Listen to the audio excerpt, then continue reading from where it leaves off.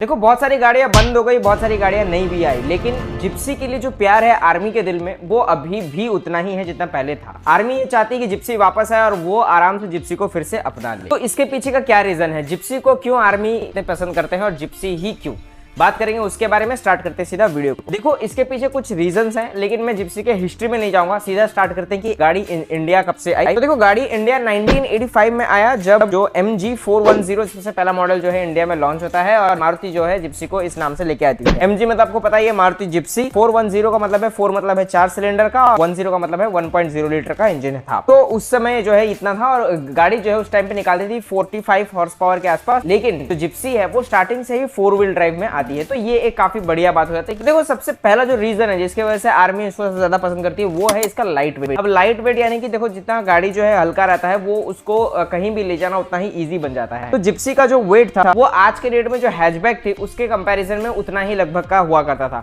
तो हैचबैक के वेट में जब एक एसयूवी मिलता है तो डेफिनेटली वो चीज को ज्यादा लोग प्रेफर करते हैं और वही चीज आर्मी के साथ भी था।